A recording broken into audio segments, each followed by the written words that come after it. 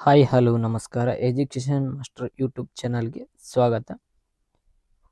A1 version ಕೊಡ್ರಿ 2024 KSET ಪ್ರಶ್ನೆ ಪತ್ರಿಕೆ 2 ಅರ್ಥಶಾಸ್ತ್ರ ಕ್ವಶನ್ ಪೇಪರ್.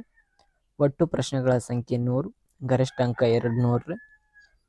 ವಿಷಯ ಅರ್ಥಶಾಸ್ತ್ರ.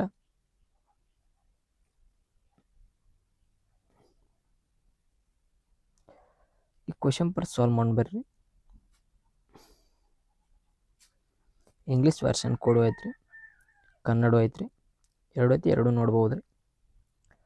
ಫಸ್ಟ್ ಒನ್, ಹೇಳಿಕೆಗಳನ್ನು ಎಚ್ಚರಿಕೆಯಿಂದ ಪರಿಶೀಲಿಸಿ ಮತ್ತು ಸರಿಯಾದ ಉತ್ತರವನ್ನು ಆರಿಸಿ. ಪ್ರತಿಪಾದನೆ ಎ, ಬೇಡಿಕೆಯ ಬೆಲೆ ಸ್ಥಿತಿಸ್ಥಾಪಕತ್ವವು 1ಕ್ಕಿಂತ ಕಡಿಮೆ ಇದ್ದರೆ ಬೇಡಿಕೆಯನ್ನು ಅಸ್ಥಿರವೆಂದು ಪರಿಗಣಿಸಲಾಗುತ್ತದೆ.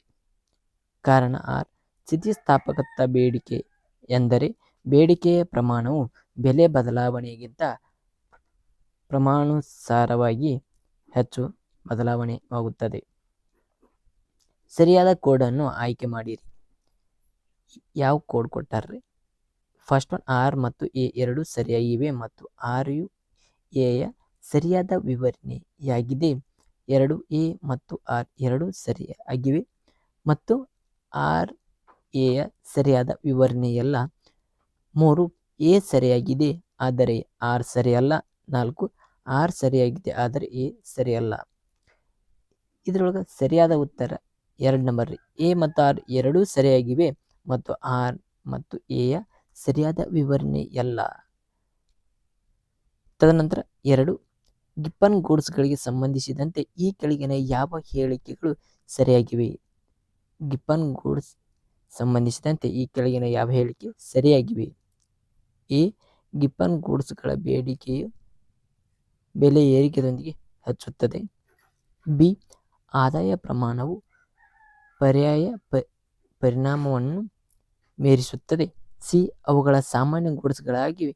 ಡಿ, ಬದಲಾಗಿ ಪರಿಣಾಮವು ಆದಾಯದ ಪರಿಣಾಮ ಬೆಲೆ ಪ್ರಾಬಲ್ಯ ಹೊಂದಿದೆ. ತೆಳಗೇನು ಕೊಟ್ಟಾರ? ಸರಿಯಾದ ಕೋಡನ್ನು ಆಯ್ಕೆ ಮಾಡಿರಿ. ಫಸ್ಟ್ ಒನ್, ಎ ಮತ್ತು ಬಿ ಸರಿಯಾಗಿವೆ. 2 ಎ ಮತ್ತು ಡಿ ಸರಿಯಾಗಿವೆ. 3 ಎ, ಬಿ ಮತ್ತು ಸಿ ಸರಿಯಾಗಿವೆ. 4 ಎ ಮತ್ತು ಬಿ, ಸಿ ಮತ್ತು ಡಿ ಸರಿಯಾಗಿವೆ. ಸರಿಯಾದ ಉತ್ತರ 1, ಎ ಮತ್ತು ಬಿ ಎರಡು ಸರಿಯಾಗಿವೆ. ಗಿಬ್ಬನ್ ಗೂಡ್ಸ್ ಬೇಡಿಕೆಯ ಬೆಲೆ ಏರಿಕೆಯೊಂದಿಗೆ ಹೆಚ್ಚುತ್ತದೆ. ತದನಂತರ ಬಿ, ಆದಾಯ ಪರಿಮಾಣವು ಪರ್ಯಾಯ ಪರಿಣಾಮವನ್ನು ಮೀರಿಸುತ್ತದೆ. ಇವು ಎರಡು ಸರಿಯಾಗಿವೆ. ಸರಿಯಾದ ಉತ್ತರ 2, 1 ಎ ಮತ್ತು ಬಿ ಸರಿಯಾಗಿವೆ, ಎರಡು ಸರಿಯಾಗಿವೆ. ತದನಂತರ ಮುಂದುವರೆದು 3, ಸರಕು ಬೆಲೆ ಬದಲಾವಣೆಯ ಒಟ್ಟು ಪರಿಣಾಮ. ಫಸ್ಟ್ ಒನ್, ಪರ್ಯಾಯ ಪರಿಣಾಮ ಪ್ಲಸ್ ಬೆಲೆ ಪರಿಣಾಮ. 2 ಪರ್ಯಾಯ ಪರಿಣಾಮ ಪ್ಲಸ್ ಆದಾಯದ ಪರಿಣಾಮ. 3rd ಒನ್, ಪರ್ಯಾಯ ಪರಿಣಾಮ ಪ್ಲಸ್ ಪ್ರದರ್ಶನ ಪರಿಣಾಮ. 4 ಪರ್ಯಾಯ ಪರಿಣಾಮ ಮೈನಸ್ ಆದಾಯದ ಪರಿಣಾಮ. 3ನೇ ಸರಿಯಾದ ಉತ್ತರ ಯಾವುದಂದ್ರೆ 2, ಪರ್ಯಾಯ ಪರಿಣಾಮ ಪ್ಲಸ್ ಆದಾಯದ ಪರಿಣಾಮವಾಗಿದೆ. ಸರಕುಗಳ ಬೆಲೆ ಬದಲಾವಣೆಯು ಒಟ್ಟು ಪರಿಣಾಮ, ಪರ್ಯಾಯ ಪರಿಣಾಮ ಮತ್ತು ಬೆಲೆಯ ಪರಿಣಾಮ ಎಂಬುದನ್ನು ಇಲ್ಲಿ ನಾವು ನೋಡ್ಕೋಬಹುದ್ರಿ. ಸರಿಯಾದ ಉತ್ತರ 3ನೇದ 2 ಸರಿಯಾದ ಉತ್ತರ. 4, ಪ್ರತಿ ಫಲಿತಾಂಶವು ಸಂಭವನೀಯತೆ ತಿಳಿದಿಲ್ಲದಿರುವಾಗ ನಿರ್ಧಾರ ತೆಗೆದುಕೊಳ್ಳುವವರು 1ಕ್ಕಿಂತ ಹೆಚ್ಚು ಸಂಭವನೀಯ ಫಲಿತಾಂಶವನ್ನು ಹೊಂದಿರುವ ಕಾರ್ಯತಂತ್ರಗಳ ನಡುವೆ ಆಯ್ಕೆ ಮಾಡಬೇಕಾದ ಪರಿಸ್ಥಿತಿಯನ್ನು ಹೀಗೆ ಉಲ್ಲೇಖಿಸುತ್ತಾರೆ. ಎ, ವೈವಿಧ್ಯೀಕರಣ. ಬಿ, ಖಚಿತತೆ. ಸಿ, ಅಪಾಯ. 4th, ಅನಿಶ್ಚಿತತೆ. ಸರಿಯಾದ ಉತ್ತರ 4ನೇದ ಅನಿಶ್ಚಿತತೆ. ಮುಂದುವರೆದು ಇಲ್ಲಿ 1 to 4 ಕ್ವಶನ್ ಅವು ವರ್ಷನ್ ಕೂಡ ಇಂಗ್ಲೀಷ್ ಐತ್ರಿ. ವರ್ಷನ್ ಕೋಡ್ A1 ಇಂಗ್ಲೀಷ್ ರೀ, ನೀವು ಇಲ್ಲಿ ನೋಡ್ಕೋಬೋದು. ಸರಿಯಾದ 4 ಅನ್ಸರ್ಟನ್ಲಿ. 5ನೇ ಪ್ರಶ್ನೆ ರೀ, ಸಾಮಾಜಿಕ ಕಲ್ಯಾಣ ಮೌಲ್ಯಮಾಪನಕ್ಕೆ ಸಂಬಂಧಿಸಿದಂತೆ ಕಾರ್ಡರ್ ಮತ್ತು ಹಿಗ್ಸ್ ಮಾನದಂಡಗಳ ಕುರಿತು ಈ ಕೆಳಗಿನ ಯಾವ ಹೇಳಿಕೆ ಅಥವಾ ಹೇಳಿಕೆಗಳು ಸರಿಯಾಗಿವೆ? ಎ. ಕಾರ್ಡರ್ ಮಾನದಂಡ ಲಾಭ ಗಳಿಸಿದವರು ದೃಷ್ಟಿಕೋನವನ್ನು ಆಧರಿಸಿದೆ. ತದನಂತರ ಬಿ. ಹಿಗ್ಸ್ ಮಾನದಂಡವು ಸೋತವರ ದೃಷ್ಟಿಕೋನವನ್ನು ಒತ್ತಿ ಹೇಳುವುದು. ತದನಂತರ ಸಿ. ಕಲ್ಯಾಣ ಸುಧಾರಣೆ ಪರಿಹಾರ ಅಗತ್ಯವೆಂದು ಎರಡು ಮಾನದಂಡಗಳು ಸಮ್ಮತಿಸುತ್ತವೆ. ತದನಂತರ ಡಿ. ಕಾರ್ಡರ್ನ ಮಾನದಂಡವು ಎಲ್ಲ ವ್ಯಕ್ತಿಗಳ ಉತ್ತಮ ಆರ್ಥಿಕ ಸ್ಥಿತಿಗೆ ಕಾರಣವಾಗಬಹುದು. ಸರಿಯಾದ ಕೋಡ್ ಅನ್ನು ಆಯ್ಕೆ ಮಾಡಿರಿ. ಫಸ್ಟ್ ಒನ್ ಕೇವಲ ಸಿ ಸರಿಯಾಗಿದೆ. ತದನಂತರ 2 ಸಿ ಮತ್ತು ಡಿ ಸರಿಯಾಗಿವೆ. ತದನಂತರ 3 ಎ ಬಿ ಮತ್ತು ಸಿ ಸರಿಯಾಗಿವೆ. ಅಥವಾ 4 ಎ ಮತ್ತು ಬಿ ಸಿ ಮತ್ತು ಡಿ ಸರಿಯಾಗಿವೆ. 5ನೇ ಪ್ರಶ್ನೆ ರೀ.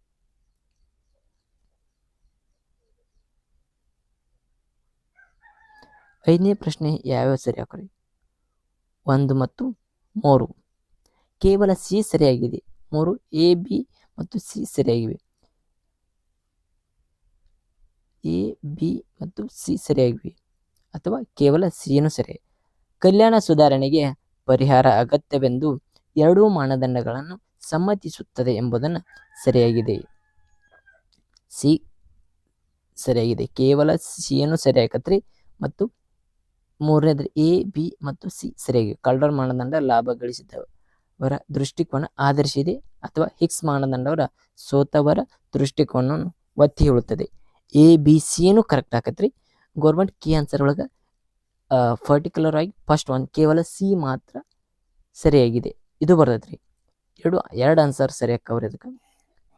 ತದನಂತರ ಮುಂದಿನ ಪ್ರಶ್ನೆ, ಪಟ್ಟಿ 1 ಅನ್ನು ಪಟ್ಟಿ 2ನೊಂದಿಗೆ ಹೊಂದಿಸಿ ಮತ್ತು ಸರಿಯಾದ ಉತ್ತರವನ್ನು ಆಯ್ಕೆ ಮಾಡಿರಿ ಅಂತ ಕೇಳಿದ್ದಾರೆ. ಫಸ್ಟ್ ಒನ್ ಅಥವಾ ಪಟ್ಟಿ 1 ಅಥವಾ ಪಟ್ಟಿ 2. ಪಾರ್ಟ್ 1 ಪಾರ್ಟ್ 2 ಅಂತ ಹೇಳಿದ್ರೆ A Keynes, B Wicksell, C Irving Fisher.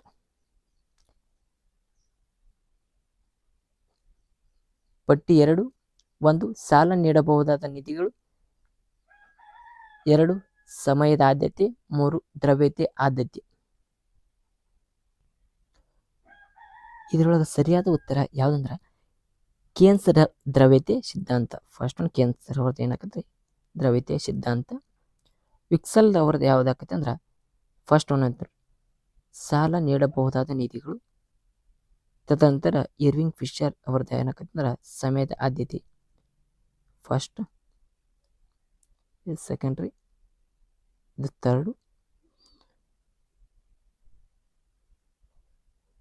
First one A equal third, B equal to 1, C equal to 2. ಇದರೊಳಗೆ ಸರಿಯಾದ ಉತ್ತರ ಯಾವುದಂದ್ರೆ ಇದು ಸರಿಯಾದ ಉತ್ತರ 1 ಅದರೊಳಗೆ ಸರಿಯಾದ ಉತ್ತರ ರೀ. 7ನೇ ಪ್ರಶ್ನೆ, ಕೆಳಕಂಡ ಯಾವ ಅರ್ಥಶಾಸ್ತ್ರಜ್ಞರು ಸಾಮಾನ್ಯ ಸಮತೋಲನ ವಿಶ್ಲೇಷಣೆಯ ಮೂಲಕ ಏಕಕಾಲದಲ್ಲಿ ವಿತ್ತೀಯ ಮತ್ತು ನೈಜ ವಲಯವನ್ನು ಅಧ್ಯಯನ ಮಾಡಿದರು? First one Jagdish Bhagwati, second one Don Patinkin, ತದನಂತರ ಗುನ್ನಾರ್ ಮಿಲ್ಡಾರ್, ತದನಂತರ ಮ್ಯಾರಿಸ್ ಅಲೈನ್ಸ್. ಸರಿಯಾದ ಉತ್ತರ ಯಾವುದಾಕತ್ತರ ಡ್ಯಾನ್ ಪ್ಯಾಟಿನಿಕಾನ್ ಅವರ ಸರಿಯಾದ ಉತ್ತರ 7 ನಂಬರ್ 2 ಸರಿಯಾದ ಉತ್ತರ ರೀ.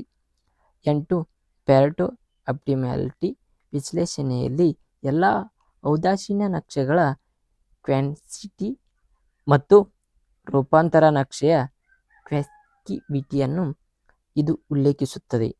ಫಸ್ಟ್ ಒನ್ ಒಟ್ಟು ಪರಿಸ್ಥಿತಿಗಳು, ಸೆಕೆಂಡ್ ಒನ್ ಅಂಚಿನ ಪರಿಸ್ಥಿತಿಗಳು, ಥರ್ಡ್ ಒನ್ ಎರಡನೆಯ ಕ್ರಮಾಂಕದ ಪರಿಸ್ಥಿತಿಗಳು, ಫೋರ್ತ್ ಒನ್ ಸರಾಸರಿ ಪರಿಸ್ಥಿತಿಗಳು. ಸರಿಯಾದ ಉತ್ತರ ಯಾವುದಾಕತ್ತಂದ್ರೆ 3 ನಂಬರ್ ರೀ ಎರಡನೆಯ ಕ್ರಮಾಂಕದ ಪರಿಸ್ಥಿತಿಗಳು. ತದನಂತರ ಮುಂದುವರೆದ ಇಲ್ಲಿ 5 ನಂತರ 7ನೇ ಕ್ವಶನ್ ಮಟ್ಟ ಏನಕ್ಕ ಅಂದ್ರೆ ಇಂಗ್ಲೀಷ್ ಮೇಡಮ್ದವ್ರಿ ನೀವು ನೋಡ್ಕೊರಿ. ಇದರೊಳಗೆ ಸರಿಯಾದ 5ನೇ ಸರಿಯಾದ ಉತ್ತರ ಯಾವುದಂದ್ರೆ 1 ಆಕತ್ರಿ, 3 ಆಕತ್ರಿ. ಇಲ್ಲಿ 6ನೇದ ಫಸ್ಟ್ ರೀ, 7ನೇದ ಸೆಕೆಂಡ್ ರೀ, 8ನೇದ 3 ನಂಬರ್ ರೀ. ತದನಂತರ 9ನೇ ಪ್ರಶ್ನೆ ನೋಡ್ರಿ ಸ್ನೇಹಿತರೆ. 9ನೇ ಪ್ರಶ್ನೆ, ಹೊಸ ಕಲ್ಯಾಣ ಅರ್ಥಶಾಸ್ತ್ರ ಎಂದು ಕರೆಯಲ್ಪಡುವ ವಿವಿಧ ನಷ್ಟ ಪರಿಹಾರಗಳು ಮತ್ತು ಕಲ್ಯಾಣದ ಹೆಚ್ಚಳ ಸಾರ್ವತ್ರಿಕವಾಗಿ ಮಾನ್ಯವಾದ ಮಾನದಂಡವನ್ನು ಪ್ರಸ್ತುತಪಡಿಸಿದವರು. ಆದರೆ ಪ್ರಯತ್ನಗಳು ವಿಫಲವಾಗುವುದಕ್ಕೆ ಕಾರಣ. ಫಸ್ಟ್ ಒನ್, ಅವುಗಳ ಉಪಯುಕ್ತತೆಯ ಕಾರ್ಡಿನಲ್ ಆಗಿ ಅಳೆಯುವ ಅವಾಸ್ತವಿಕತೆ ಊಹೆಯನ್ನು ಆಧರಿಸಿದೆ. ತದನಂತರ 2, ಮೌಲ್ಯ ಮತ್ತು ಮುಕ್ತ ಕಲ್ಯಾಣ ಮಾನದಂಡವನ್ನು ನೀಡುವಲ್ಲಿ ಅವುಗಳ ಯಶಸ್ವಿಯಾಗಲಿಲ್ಲ. ತದನಂತರ 3, ಅವುಗಳು ಬಹಳ ವಿಶಾಲವಾದ ನೈತಿಕ ಜ್ಞಾನಾತ್ಮಕ ದೃಷ್ಟಿಕೋನವನ್ನು ಆಧರಿಸಿದ್ದವು. ತದನಂತರ 4ನೇದು, ಸಾಮೂಹಿಕ ಕಲ್ಯಾಣ ತೀರ್ಪುಗಳಿಗಾಗಿ ಅವುಗಳ ಕೀಟ ಮತ್ತು ಸೂಚನೆಗಳನ್ನು ಗುಪ್ತನ್ನು ಹೊಂದಿರಲಿಲ್ಲ. 9ನೇ ಸರಿಯಾದ ಉತ್ತರ ಯಾವುದಂದ್ರೆ 3, ಅವುಗಳ ಬಹಳ ವಿಶಾಲವಾದ ನೈತಿಕ ಧನಾತ್ಮಕ ದೃಷ್ಟಿಕೋನವನ್ನು ಆಧರಿಸಿದ್ದವು ಎಂಬುದನ್ನು ಇಲ್ಲಿ ನಾವು ಕಾರಣವನ್ನು ನೋಡಬಹುದು. 10ನೆಯ ಪ್ರಶ್ನೆ, ಮಾರುಕಟ್ಟೆಯಲ್ಲಿ ಅಸಮರೂಪ ಮಾಹಿತಿ ಉಪಸ್ಥಿತಿಯು ಈ ಕೆಳಗಿನಂತಗಳಲ್ಲಿ ಯಾವುದಕ್ಕೆ ಕಾರಣವಾಗುತ್ತದೆ? 5 ಆಪ್ಷನ್ಸ್ ಕೊಟ್ಟಾರ, 4 ಅದ್ರೊಳಗ ಯಾವ ಸರಿ ಯಾವ ತಪ್ಪ ಎಂಬುದನ್ನು ಕಾರಣವನ್ನು ನಾವು ಹುಡುಕ್ಬೇಕ್ರಿ. ಫಸ್ಟ್ ಒನ್, ಎ ಪ್ರತಿಕೂಲದ ಆಯ್ಕೆ.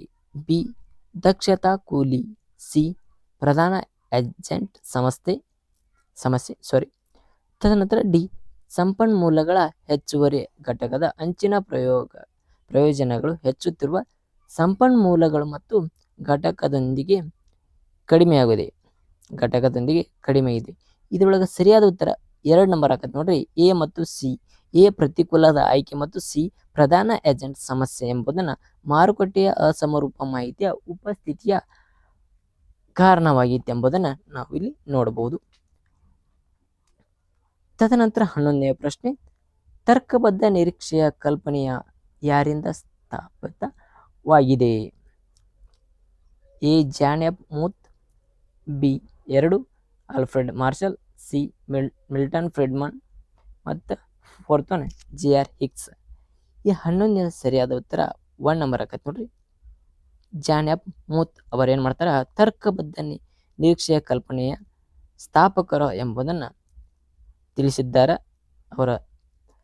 12ನೆಯ ಪ್ರಶ್ನೆ, ಫಿಲಿಪ್ಸ್ ನಕ್ಷೆಯಲ್ಲಿ ಹಣದುಬ್ಬರ ದರಗಳಲ್ಲಿನ ಬದಲಾವಣೆಗಳಿಗೆ ನಿರೀಕ್ಷೆಗಳನ್ನು ಅಂಗೀಕರಿಸಿದರೆ ಆಗ ದೀರ್ಘಾವಧಿಯ ಫಿಲಿಪ್ಸ್ ನಕ್ಷೆಯ ನಿರುದ್ಯೋಗದಲ್ಲಿ ಏನಾಕೈತೆ ಅಂದ್ರೆ ನೈಸರ್ಗಿಕ ದರಗಳಲ್ಲಿ ಡ್ಯಾಶ್ ರೇಖೆಯು ಹೋಲುತ್ತದೆ.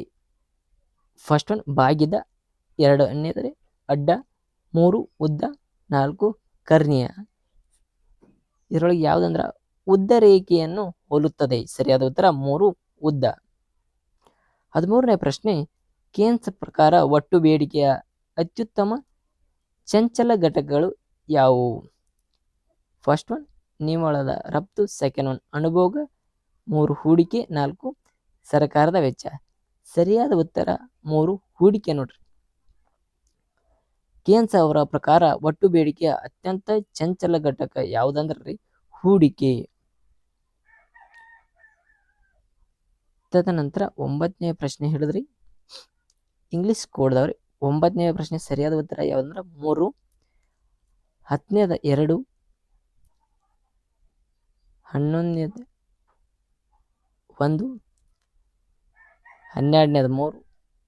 13ನೇದ 3. ಇನ್ನು 14ನೇ ಪ್ರಶ್ನೆ ನೋಡಿ ಬರ್ರಿ. 14ನೇ ಪ್ರಶ್ನೆ, ಹೂಡಿಕೆಯ ಪ್ರೇರಣೆ ಇದನ್ನು ಅವಲಂಬಿಸಿರುತ್ತದೆ. ಫಸ್ಟ್ ಒಂದು ಲಾಭದ ನಿರೀಕ್ಷಿತ ದರ. ಸೆಕೆಂಡ್ ಒನ್ ಸಾರ್ವಜನಿಕ ಸಾಲ. 3rd ಒನ್ ಲಾಭ ಮತ್ತು ಉಳಿತಾಯ. 4th ಒನ್ ಉಳಿತಾಯ ಮತ್ತು ಸಾರ್ವಜನಿಕ ಸಾಲ. 14ನೇ ಸರಿ ಉತ್ತರ ಲಾಭದ ನಿರೀಕ್ಷಿತ ದರ. ಹೂಡಿಕೆ ಮಾಡ್ಯಾರಂದ್ರೆ ಅವ್ರಿಗೇನು ಸಿಗ್ಬೇಕ್ರಿ, ಲಾಭ ಸಿಗ್ತದೆ ಎನ್ನುವ ಕಾರಣಕ್ಕಾಗಿ ಹೂಡಿಕೆ ಮಾಡ್ತಾರೆ. 15ನೇ ಪ್ರಶ್ನೆ, ಹೇಳಿಕೆಯನ್ನು ಎಚ್ಚರಿಕೆಯಿಂದ ಪರಿಶೀಲಿಸಿ ಮತ್ತು ಸರಿಯಾದ ಉತ್ತರವನ್ನು ಆರಿಸಿ. ಇವು ಹೇಳಿಕೆಗಳು ಏನು ಬರ್ತಾವಲ್ಲ ಕ್ವಶನ್ ರೀ, ಇವು ಭಾಳ ಕನ್ಫ್ಯೂಸ್ ಆಗ ನೋಡ್ರಿ. ಯಾರು ಬೇಕಾದರೂ ತಪ್ಪಾಗಿದೆ, ಸರಿಯಾಗಿದೆ, ಸರಿಯಾಗಿ ವಿವರಣೆ ಆಗಿಲ್ಲ, ಸರಿಯಾಗಿ ವಿವರಣೆ ಇದೆ. ಇಲ್ಲಿ ಸ್ವಲ್ಪ ನೀವು ಚಲತಂಗ ನೋಡ್ಕೋಬೇಕ್ರಿ. ಯಾಕಂದ್ರೆ ನಾವು ಎಲ್ಲಿ ಮಾರ್ಕ್ಸ್ ಕಳ್ಕೊತೀವಿ ಅಂದ್ರೆ ಇಂಥ ಕ್ವಶನ್ಗಳಲ್ಲಿ ಹೇಳಿಕೆ ರೂಪದಲ್ಲಿ ಯಾವ ಕ್ವಶನ್ ಬರ್ತಲ್ಲ ಆ ಕ್ವಶನ್ಗಳಲ್ಲಿ ನಾವು ಮಾರ್ಕ್ಸ್ ಕಳೆದುಕೊಳ್ಳುತ್ತೇವೆ. ಸರಿಯಾಗಿ ನಾವು ಅಬ್ಸರ್ವ್ ಮಾಡಿರಂಗಿಲ್ಲ. ಆದ ಕಾರಣ ಇಲ್ಲಿ ಸರಿಯಾಗಿ ತಿಳ್ಕೊರಿ. 15ನೇ ಪ್ರಶ್ನೆ, ಪ್ರತಿಪಾದನೆ ಎ ಸೂಪರ್ ಮಲ್ಟಿಪ್ಲೇಯರ್ ಮತ್ತು ಆಕ್ಸಿಲೇಟರ್ ಮತ್ತು ಸಂಯೋಜನೆಯಾಗಿದೆ. ಕಾರಣಗಳು ಏನು ಕೊಟ್ಟಾರಂದ್ರೆ ಸೂಪರ್ ಮಲ್ಟಿಪ್ಲೈಯರ್ ಮಾದರಿಯ ಪ್ರಬಲ ತಂತ್ರಜ್ಞಾನವನ್ನು ಲಘುವಾಗಿ ಪರಿಗಣಿಸುತ್ತದೆ ಮತ್ತು ನಿರಂತರ ಸ್ವಾಯತ್ತ ಬೇಡಿಕೆ ಮತ್ತು ನಿರೀಕ್ಷಿತ ವಿಕಸನಕ್ಕೆ ಅನುಗುಣವಾಗಿ ಪ್ರೇರಿತ ಬೇಡಿಕೆ ಲೆಕ್ಕ ಹಾಕುವುದು. ಇಲ್ಲಿ 4 ಥರ ಆಯ್ಕೆಗಳು ಕೊಟ್ಟಾರ. ಅದರೊಳಗೆ ಸರಿ ಉತ್ತರ ಯಾವುದು ಎಂಬುದನ್ನು ನೋಡೋಣ. ಎ ಮತ್ತು ಆರ್ ಎರಡೂ ಸರಿಯಾಗಿವೆ.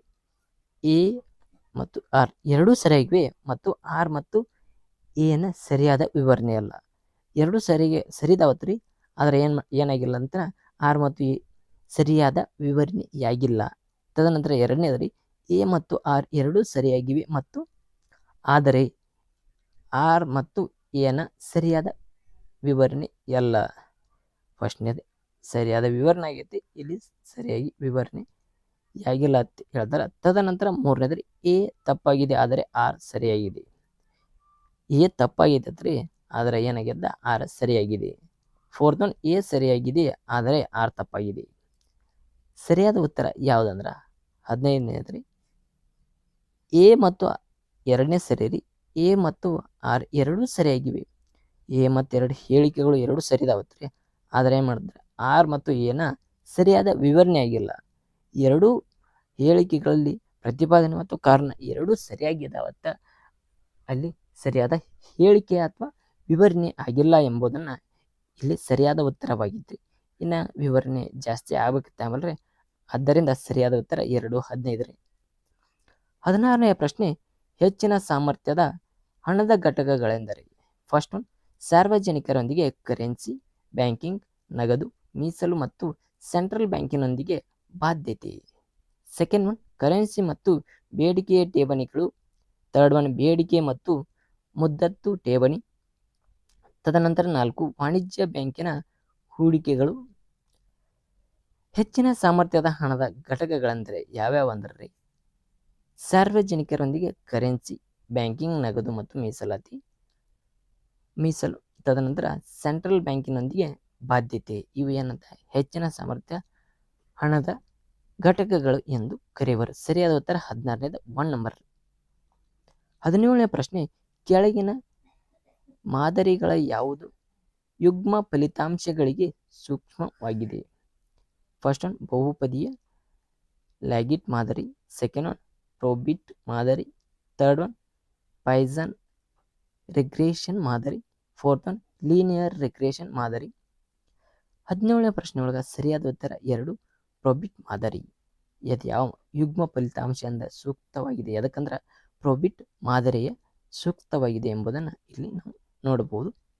ತದನಂತರ 18ನೇ ಪ್ರಶ್ನೆ, ಆರ್ಥಿಕತೆಯ ಲಿಕ್ವಿಡಿಟಿ ಟ್ರ್ಯಾಪ್ನಲ್ಲಿರುವ ಈ ಕೆಳಗಿನ ಯಾವುದುಗಳಲ್ಲಿ ಯಾವುದು ಸಂಭವಿಸುವ ಸಾಧ್ಯತೆ ಅಧಿಕವಾಗಿದೆ?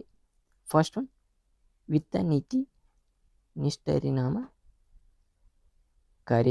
ತದನಂತರ 2 ವಿತ್ತ ನೀತಿ ಪರಿಣಾಮಕಾರಿಯಾಗಿರುತ್ತದೆ.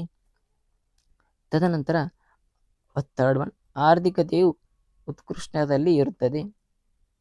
ತದನಂತರ ಫೋರ್ತ್ ಒನ್ ಆರ್ಥಿಕತೆಯು ಪೂರ್ಣ ಉದ್ಯೋಗಗಳಲ್ಲಿ ಕಾರ್ಯಗಳನ್ನು ನಿರ್ವಹಿಸುತ್ತದೆ.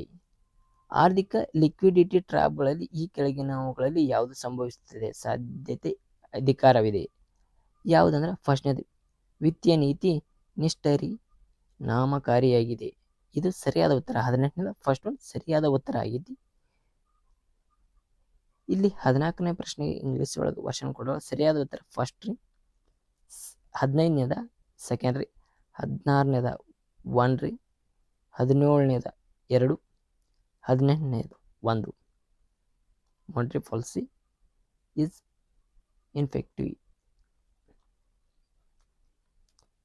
ತದನಂತರ 19ನೇ ಪ್ರಶ್ನೆಗೆ ನಾವು ಮುಂದುವರಿದು ನೋಡಿದಾಗ್ರೆ 19ನೇ ಪ್ರಶ್ನೆ, ಕೆಳಗಿನ ಹೊಂದಿಸಿ ಮತ್ತು ಸರಿಯಾದ ಕೋಡ್ ಅನ್ನು ಆಯ್ಕೆ ಮಾಡಿರಿ.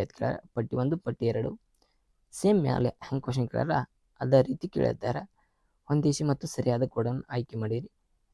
ಮಲ್ಟಿಪ್ಲೈಯರ್ ಪರಿಣಾಮ, ಬಿ ಆಕ್ಸಲೇಟರ್ ಪರಿಣಾಮ, ಸಿ ಬಂಡವಾಳದ ಅಂಚಿನ ದಕ್ಷತೆ, ಡಿ ಒಟ್ಟು ಬೇಡಿಕೆ. ಈಚೆ ಕಡೆ ಬಿ ಒಳಗೆ ಫಸ್ಟ್ ಒನ್ ವೆಚ್ಚದ ಆರಂಭಿಕ ಹೆಚ್ಚಳಕ್ಕೆ ಕಾರಣವಾಗುವ ಉತ್ಪಾದನೆ ಹೆಚ್ಚಳ ಆಗುತ್ತೆ. ತದನಂತರ ಹೂಡಿಕೆ ಮತ್ತು ಉತ್ಪಾದನೆಯಲ್ಲಿ ಬದಲಾವಣೆಯ ನಡುವಿನ ಸಂಬಂಧ. ಥರ್ಡ್ ಒನ್ ಹೊಸ ಹೂಡಿಕೆಗಳ ನಿರೀಕ್ಷಿತ ಲಾಭದಾಯಕತೆ. ತದನಂತರ 4 ಸರಕು ಮತ್ತು ಸೇವೆಗಳಿಗೆ ಒಟ್ಟು ಬೇಡಿಕೆ. ಇದರೊಳಗೆ ಸರಿಯಾದ ಉತ್ತರ ಯಾವುದಾಗೈತೆ ಅಂದ್ರೆ ನೋಡೋಣ ರೀ. ಫಸ್ಟ್ ಒನ್ 19ನೇ ಪ್ರಶ್ನೆಗೆ ಸರಿಯಾದ ಉತ್ತರ ಯಾವುದಂದ್ರೆ ರೀ ಮಲ್ಟಿಪ್ಲೈಯರ್ ಪರಿಣಾಮ ವೆಚ್ಚದಲ್ಲಿ ಆರಂಭಿಕ ಹೆಚ್ಚಳಕ್ಕೆ ಕಾರಣವಾಗುವ ಉತ್ಪಾದನೆಯ ಹೆಚ್ಚಳ. ಕೊನೆಯದು ಸರಿ ರೀ. ಆಕ್ಸಿಲೇಟರ್ ಪರಿಣಾಮ ಹೂಡಿಕೆ ಮತ್ತು ಉತ್ಪಾದನೆಯಲ್ಲಿ ಬದಲಾವಣೆಗಳ ನಡುವಿನ ಸಂಬಂಧ ಆಗುತ್ತದೆ. ಬಂಡವಾಳದ ಅಂಚಿನ ದಕ್ಷತೆ ಹೊಸ ಹೂಡಿಕೆಗಳ ನಿರೀಕ್ಷಿತ ಲಾಭದಾಯಕ ಆಗತ್ರಿ. ಒಟ್ಟು ಬೇಡಿಕೆ ಸರಕು ಮತ್ತು ಸೇವೆಗಳಿಗೆ ಒಟ್ಟು ಬೇಡಿಕೆ. ಈ ಪ್ರಶ್ನೆಗೆ ಸರಿಯಾದ ಉತ್ತರ.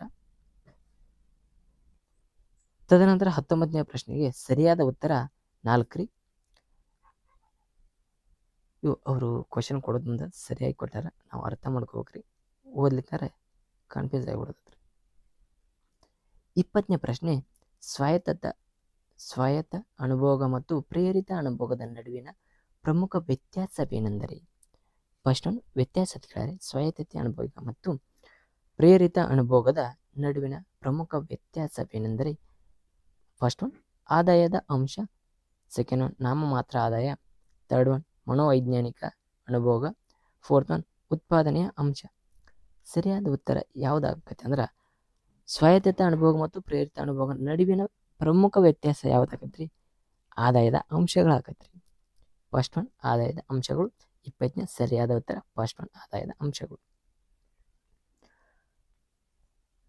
ತದನಂತರ 21ನೆಯ ಪ್ರಶ್ನೆ ನಾವು ಮುಂದುವರೆದು ನೋಡಿದಾಗ ಸಮಯದ ಸರಣಿಯನ್ನು ಅದರ ಘಟಕಗಳಾಗಿ ವಿಭಜಿಸಲು ಯಾವ ವಿಧಾನವನ್ನು ಸಾಮಾನ್ಯವಾಗಿ ಬಳಸಲಾಗುತ್ತದೆ. ಫಸ್ಟ್ ಒನ್ ಪ್ರಧಾನ ಘಟಕದ ವಿಶ್ಲೇಷಣೆ, ಸೆಕೆಂಡ್ ಒನ್ ಫ್ರಾಂಟಿಯರ್ ರೂಪಾಂತರ, ಥರ್ಡ್ ಒನ್ ಚಲನ್ ಸರಾಸರಿ, ಫೋರ್ತ್ ಒನ್ ಸಮಯ ಸರಣಿ ಕಾಲೋಚಿತ ವಿಭಜನೆ.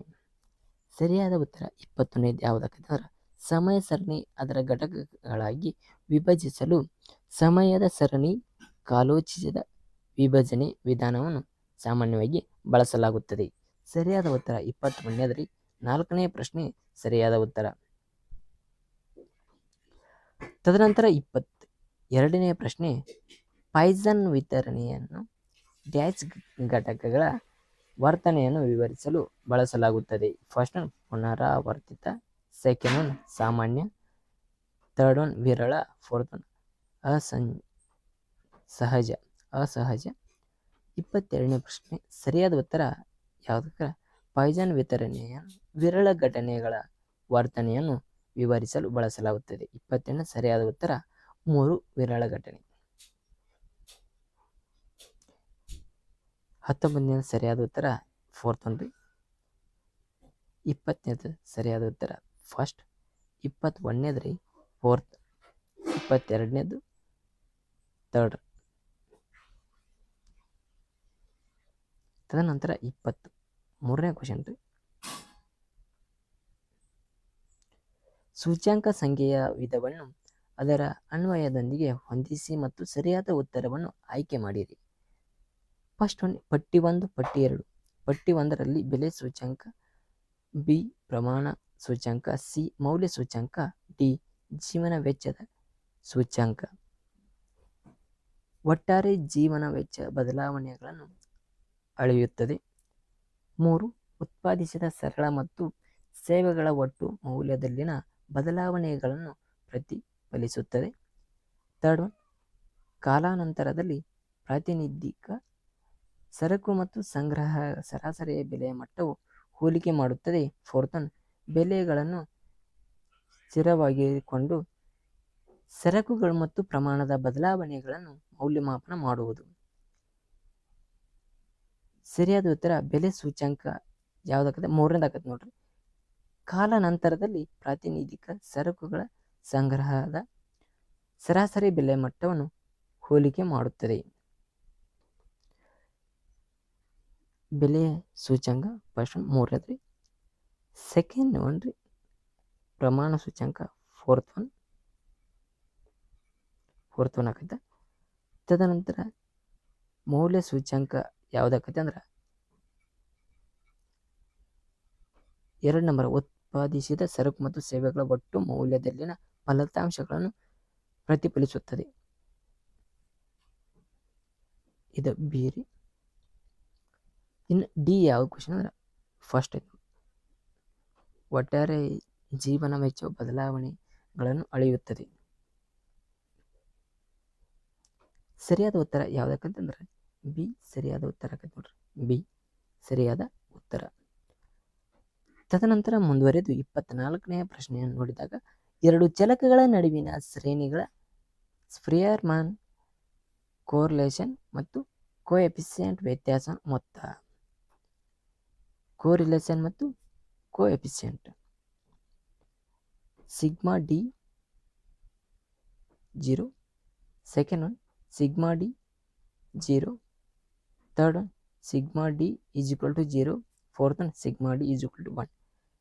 24ನೇ ಪ್ರಶ್ನೆ ಸರಿಯಾದ ಉತ್ತರ ಯಾವುದಂದ್ರೆ ರೀ, ಸರಿಯಾದ ಉತ್ತರ 3 sigma D is equal to 0. ಎರಡು ಚಲಕಗಳ ನಡುವಿನ ಶ್ರೇಣಿಗಳ ಸ್ಪಿಯರ್ಮ್ಯಾನ್ ಕೋರಿಲೇಷನ್ ಮತ್ತು ಕೋಎಫಿಷಿಯಂಟ್ ವ್ಯತ್ಯಾಸದ ಮೊತ್ತ ಏನಾಗಿರ್ತದೆ ಅಂದ್ರೆ sigma D is equal to 0 ಆಗಿರ್ತದೆ ಎಂಬುದನ್ನು ನಾವು ತಿಳಿಬಹುದು.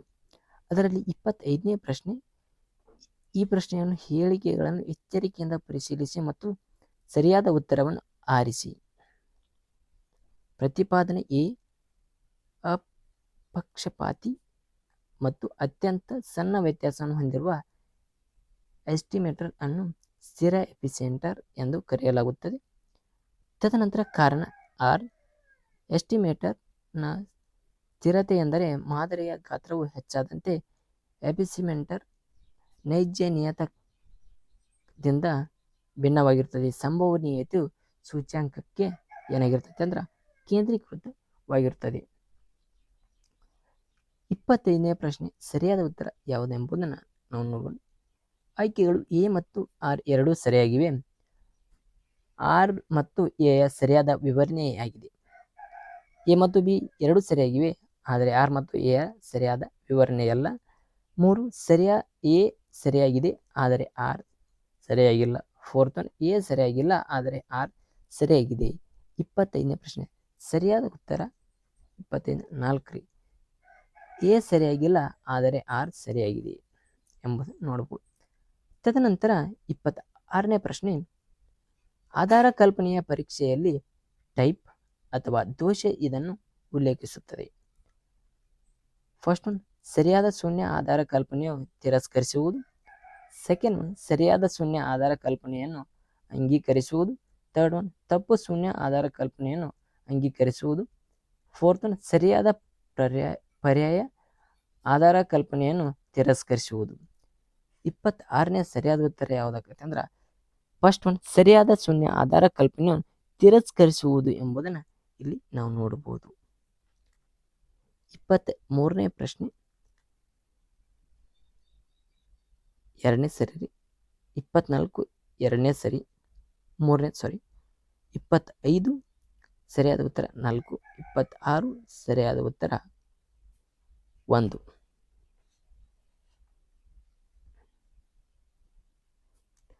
ತದನಂತರ 27ನೆಯ ಪ್ರಶ್ನೆ,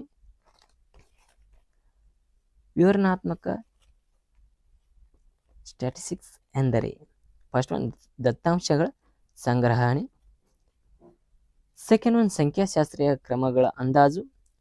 ಥರ್ಡ್ ಒನ್ ಆಧಾರ ಕಲ್ಪನೆಯ ಪರೀಕ್ಷೆ. ಸರಿಯಾದ ಕೋಡನ್ನು ಆಯ್ಕೆ ಮಾಡಿರಿ. 1 ಮತ್ತು 2 ಎರಡನೇ 1, 2 ಮತ್ತು 3 ಮಾತ್ರ. 3, 2 ಮತ್ತು 3 ಮಾತ್ರ. 4, 1 ಮತ್ತು 3 ಮಾತ್ರ. ಸರಿಯಾದ ಉತ್ತರ ಯಾವುದಂದ್ರೆ ಒಂದನೇದ್ರಿ 1 ಮತ್ತು 2 ಮಾತ್ರ. ದತ್ತಾಂಶಗಳ ಸಂಗ್ರಹಣೆ ಮತ್ತು ಸಂಖ್ಯಾಶಾಸ್ತ್ರೀಯ ಕ್ರಮಗಳ ಅಂದಾಜು ಎಂಬುದನ್ನು ನಾವು ಇಲ್ಲಿ ನೋಡಬಹುದು. 28ನೇ ಬ್ಲೂ ಅನ್ನು ವಿಸ್ತರಿಸಿ. 28ನೇದ್ರಿ best non linear biased estimator. ತದನಂತರ second one best linear biased estimator. ತದನಂತರ 3 best linear unbiased estimator. ತದನಂತರ fourth one best long linear unbiased estimator. ಸರಿಯಾದ ಉತ್ತರ 28 3ನೇ best linear unbiased estimator. ತದನಂತರ 28ನೇ ಪ್ರಶ್ನೆ ಸರಿಯಾದ ಉತ್ತರ ಯಾವುದಾಗತ್ತೆ ಅಂದ್ರೆ ರೀ 3 ಸರಿಯಾದ ಉತ್ತರ ಬೆಸ್ಟ್ ಲೀನಿಯರ್ ಆನ್ ಬಯಾರ್ಡ್ ಎಸ್ಟಿಮೇಟರ್. 29ನೇ ಪ್ರಶ್ನೆ ಇಕನಾಮೆಟ್ರ್ ಮಾದರಿಯು ಫಸ್ಟ್ ಒನ್ ನಿರ್ಧಾರಕ ಮಾದರಿಯಾಗಿದೆ, ಸೆಕೆಂಡ್ ಒನ್ ಸಂಭವನೀಯ ಮಾದರಿಯಾಗಿದೆ, ಥರ್ಡ್ ಒನ್ ದೋಷ ಪದವನ್ನು ಒಳಗೊಂಡಿದೆ. ಸರಿಯಾದ ಉತ್ತರ 1 ಮತ್ತು 2 ಮಾತ್ರ, ಸೆಕೆಂಡ್ ಒನ್ 1 ಮತ್ತು 3 ಮಾತ್ರ, ಥರ್ಡ್ ಒನ್ 2 ಮತ್ತು 3 ಮಾತ್ರ, ಫೋರ್ತ್ ಒನ್ 1 2 ಮತ್ತು 3 ಮಾತ್ರ. ಸರಿಯಾದ ಉತ್ತರ 29ನೆಯ ಪ್ರಶ್ನೆಗೆ 3ನೇ ಸರಿಯಾದ ಉತ್ತರ 2 ಮತ್ತು 3 ಮಾತ್ರ ಸರಿ. ಸಂಭವನೀಯತೆಯ ಮಾದರಿಯಾಗಿದೆ ಮತ್ತು 3 ದೋಷ ಪದಗಳನ್ನು ಒಳಗೊಂಡಿದೆ ಎಕನಾಮೆಟ್ರಿಕ್ ಮಾದರಿ. ತದನಂತರ ಮುಂದುವರೆದು 30ನೇ ಪ್ರಶ್ನೆ ಯಾವ ಮಾದರಿಯ ತತ್ವವು ವ್ಯಕ್ತಿಗಳ ಅಥವಾ ಚಟುವಟಿಕೆಗಳನ್ನು ಅವರ ಪ್ರವೇಶ ಸಾಧ್ಯತೆ ಅಥವಾ ಲಭ್ಯತೆಯ ಆಧಾರದ ಮೇಲೆ ಅದು ಆಯ್ಕೆ ಮಾಡುವುದನ್ನು ಒಳಗೊಂಡಿರುತ್ತದೆ. ಎ ಸರಳ ಯಾದೃಚ್ಛಿಕ ಮಾದರಿ, 2 ಅನುಕೂಲಕರ ಮಾದರಿ, ಥರ್ಡ್ ಒನ್ ಶ್ರೇಣೀಕೃತ ಮಾದರಿ, ಫೋರ್ತ್ ಒನ್ ವ್ಯವಸ್ಥಿತ ಮಾದರಿ. ಸರಿಯಾದ ಉತ್ತರ ಅನುಕೂಲಕರ ಮಾದರಿ 2 ಸರಿಯಾದ ಉತ್ತರ. 31ನೇ ಪ್ರಶ್ನೆ ಗಣಿತದಲ್ಲಿ ಕಂಡುಬರುವ ಕ್ರಿಯಾತ್ಮಕ ಸಂಬಂಧಗಳನ್ನು ಹೀಗೆ ಕರೆಯಲಾಗುತ್ತದೆ. ಕ್ರಿಯಾತ್ಮಕ ಎ ಸಿದ್ಧಾಂತ, ಬಿ ಪರಿಕಲ್ಪನೆ, 3 ಕ್ರಿಯೆ, 4 ಸಂಕೇತ. ಸರಿಯಾದ ಉತ್ತರ ಏನಂದ್ರೆ ಕ್ರಿಯೆ ಎಂದು ಕರೀತಾರೆ. 31ನೇ 3ನೇ ಸರಿ. 32ನೇ ಗಣವೊಂದರಲ್ಲಿರುವ ವಸ್ತುಗಳನ್ನು ಹೀಗೆ ಕರೆಯಲಾಗುತ್ತದೆ. ಫಸ್ಟ್ ಒನ್ ಗಣಾಂಶ, ಸೆಕೆಂಡ್ ಒನ್ ವಸ್ತುಗಳ ಮೌಲ್ಯ, ಥರ್ಡ್ ಒನ್ ಕಲ್ಪನೆ, ಫೋರ್ತ್ ಒನ್ ಸಂಖ್ಯೆಗಳು. ಸರಿಯಾದ ಉತ್ತರ 32 ಗಣಾಂಶ ಎಂದು ಕರೀತಾರೆ. ಎಲಿಮೆಂಟ್ ಕರೀತಾರೆ. ಗಣಾಂಶ ಗಣವೊಂದರಲ್ಲಿ ವಸ್ತುಗಳನ್ನು ಹೀಗೆಂದು ಕರೀತಾರೆ, ಗಣಾಂಶ ಎಂದು ಕರೀತಾರೆ. ತದನಂತರ 33ನೇ ಪ್ರಶ್ನೆ ರೀ ಸ್ಪರ್ಧಾತ್ಮಕ ಸಂಸ್ಥೆಗೆ ದೀರ್ಘಾವಧಿಯ ಸಾಮಾನ್ಯ ಬೆಲೆ ಹೀಗೆ ಇರುತ್ತದೆ. ಫಸ್ಟ್ ಒನ್ ಉತ್ಪಾದನೆಯ ಸಮಾನ ಎಸಿ ಮತ್ತು ಎಂಸಿ, ಸೆಕೆಂಡ್ ಒನ್ ಉತ್ಪಾದನೆಯ ಸಮಾನ ಎಂಸಿ ಮಾತ್ರ, ತದನಂತರ 3 ಉತ್ಪಾದನೆಯ ಸಮಾನ ಎಸಿ ಮಾತ್ರ, 4 ಉತ್ಪಾದನೆಯ ಸಮಾನ ಟಿಸಿ ಮಾತ್ರ. ಸರಿಯಾದ ಉತ್ತರ 33ನೇದ್ರಿ 1ನೇದ್ರಿ ಉತ್ಪಾದನೆಯ ಸಮಾನ ಎಸಿ ಮತ್ತು ಎಂಸಿ. 34ನೇ ಪ್ರಶ್ನೆ ನೋಡ್ರಿ ಕರೆಕ್ಟಾಗಿ ಇನ್ಪುಟ್ನಲ್ಲಿ ಬದಲಾವಣೆಗಳೊಂದಿಗೆ ಒಟ್ಟು ಉತ್ಪಾದನೆಯಲ್ಲಿನ ಬದಲಾವಣೆಯ ದರಕ್ಕೆ ಡಿಫ್ರೆನ್ಸಿಯನ್ ಕ್ಯಾಲ್ಕುಲೇಷನ್ನಲ್ಲಿ ಸಮೀಕರಣ ಒದಗಿಸಿದೆ. ಇದರೊಳಗೆ ಸರಿಯಾದ ಉತ್ತರ x = dx2 / dx1. ಇಲ್ಲಿ second one dq / q/x1 dx plus xu / x2 ds². ಇಲ್ಲಿ 4 ಇದನ್ನು ಕೊಟ್ಟಾರ್ರಿ. ಸರಿಯಾದ ಉತ್ತರ ಯಾವುದಂದ್ರೆ 34ನೇದ್ರಿ. 34ನೇ ಸರಿಯಾದ ಉತ್ತರ 2ನೇ ಸರಿ. dq / q / x1 dx1 plus xq ಮತ್ತು x2 dx2.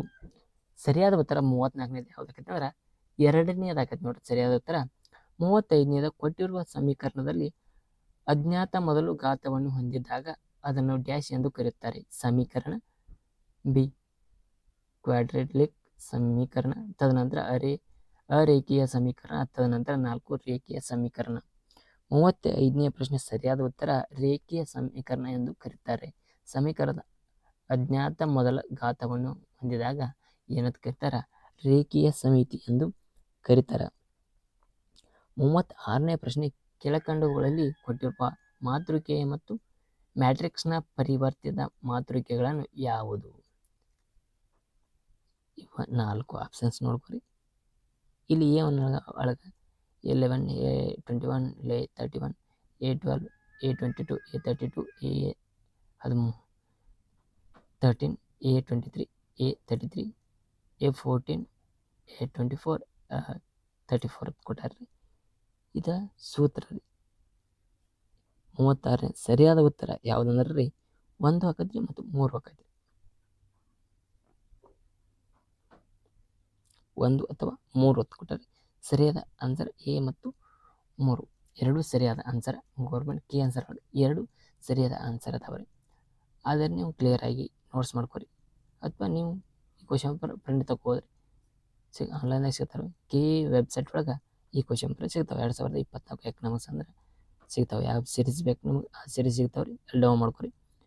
37 ಇಲ್ಲಾದ್ರೆ ನಾನು ಡಿಸ್ಕ್ರಿಪ್ಷನ್ ಲಿಂಕ್ ಒಳಗೆ ಹಾಕಿರ್ತಾನೆ, ಟೆಲಿಗ್ರಾಮ್ ಅಲ್ಲಿ ಹೋಗಿ ಜಾಯ್ನ್ ಆಗಿರಿ. ಅಲ್ಲಿ 5 ಕ್ವಶನ್ ಪೇಪರ್ ಸೆಂಡ್ ಮಾಡಿರಿ.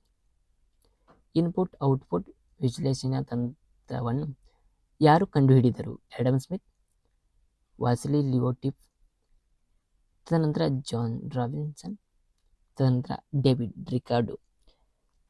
ಇದರ ಯಾರು ಕಂಡುಹಿಡಿದಾರ?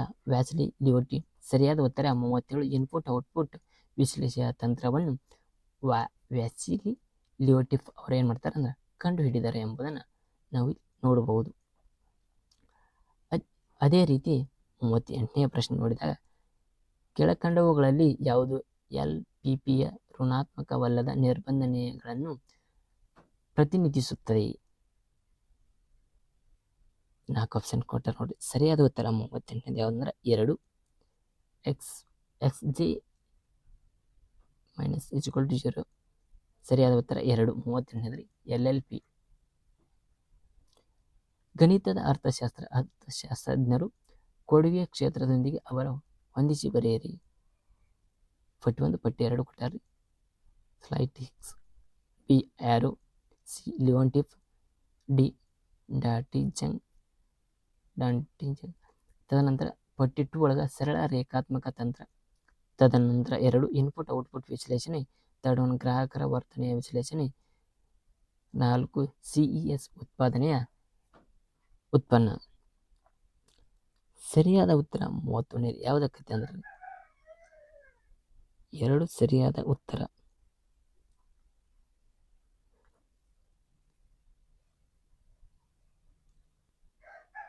A = 3 ಆ್ಯರೋ ಗ್ರಾಹಕರ ವರ್ತನೆ. ಆ್ಯರೋದ 4 ಉತ್ಪಾದನಾ ಸಾಧ್ಯತೆ. 4 ಆ್ಯರೋ.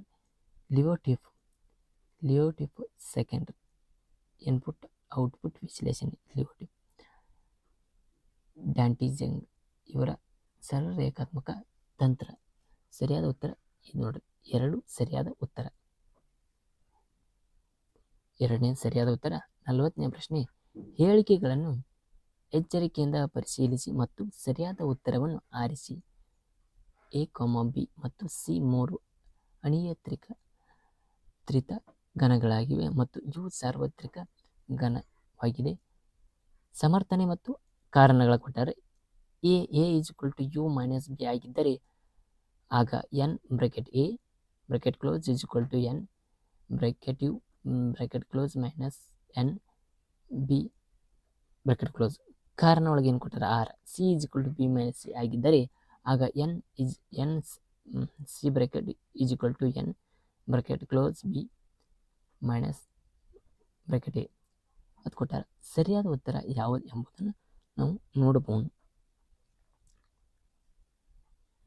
A ಮತ್ತು R ಎರಡೂ ಸರಿಯಾಗಿವೆ ಮತ್ತು R ಮತ್ತು A ಸರಿಯಾದ ವಿವರಣೆಯಾಗಿದೆ. ಸೆಕೆಂಡ್ ಒನ್, A ಮತ್ತು R ಎರಡೂ ಸರಿಯಾಗಿವೆ ಆದರೆ ಇದು A ಯ ಸರಿಯಾದ ವಿವರಣೆಯಲ್ಲ. ಥರ್ಡ್ ಒನ್, A ಸರಿಯಾಗಿದೆ ಆದರೆ R ತಪ್ಪಾಗಿದೆ. ತದನಂತರ ಫೋರ್ತ್ ಒನ್, A ತಪ್ಪಾಗಿದೆ ಆದರೆ R ಸರಿಯಾಗಿದೆ. 40ನೇ ಪ್ರಶ್ನೆ ಸರಿಯಾದ ಉತ್ತರ 3. A ಸರಿಯಾಗಿದೆ ಆದರೆ R ತಪ್ಪಾಗಿದೆ. ಸರಿಯಾದ ಉತ್ತರ 40ನೇದ C. 41ನೇ ಪ್ರಶ್ನೆ ನೋಡಿದಾಗ ಹೇಳಿಕೆಗಳಲ್ಲಿ ಎಚ್ಚರಿಕೆಯಿಂದ ಪರಿಶೀಲಿಸಿ ಮತ್ತು ಸರಿಯಾದ ಉತ್ತರವನ್ನು ಆರಿಸಿ. ಪ್ರತಿಪಾದನೆ ಎ ಮತ್ತು ಸಂದಾಯ ಬಾಕಿಯ ಚಾಲ್ತಿ ಖಾತೆಯ ಸರಕು ಮತ್ತು ಸೇವೆಗಳ ವ್ಯಾಪಾರಗಳನ್ನು ಒಳಗೊಂಡಿರುತ್ತದೆ. ತದನಂತರ ಕಾರಣ ಆರ್ ಬಂಡವಾಳ ಖಾತೆಯು ದೇಶಗಳ ನಡುವಿನ ವರ್ಗಾವಣೆ ಪಾವತಿಗಳನ್ನು ಒಳಗೊಂಡಿರುತ್ತದೆ. ಆಯ್ಕೆಗಳು ಎ ಮತ್ತು ಆರ್ ಎರಡೂ ಸರಿಯಾಗಿವೆ ಮತ್ತು ಆರ್ ಮತ್ತು ಎ ಸರಿಯಾದ ವಿವರಣೆಯಾಗಿದೆ. ತದನಂತರ 2 ಎ ಮತ್ತು ಆರ್ ಎರಡೂ ಸರಿಯಾಗಿವೆ, ಆದರೆ ಎಯು ಆರ್ ಮತ್ತು ಎಯ ಸರಿಯಾದ ವಿವರಣೆಯಲ್ಲ.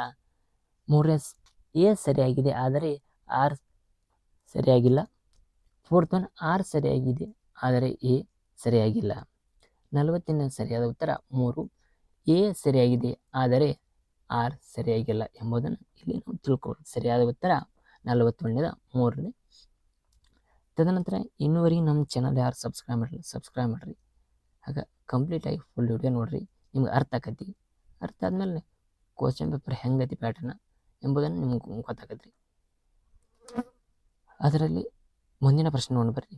42 ರಿಗ್ರೆಷನ್ ವಿಶ್ಲೇಷಣೆಯಲ್ಲಿ ಗುಣಾತ್ಮಕ ವೇರಿಯಬಲ್ ಎಂ ಪ್ರಭೇದಗಳನ್ನು ಹೊಂದಿದ್ದರೆ ಆಗ m-1 ನಾಮಮಾತ್ರದ ಚರಕಗಳು ಮಾತ್ರ, 2 m+1 ನಾಮಮಾತ್ರದ ಚರಕಗಳು ಮಾತ್ರ, 2 ನಾಮಮಾತ್ರ ಚರಕಗಳು ಮಾತ್ರ, 4 m ನಾಮಮಾತ್ರ ಚರಕಗಳು ಮಾತ್ರ.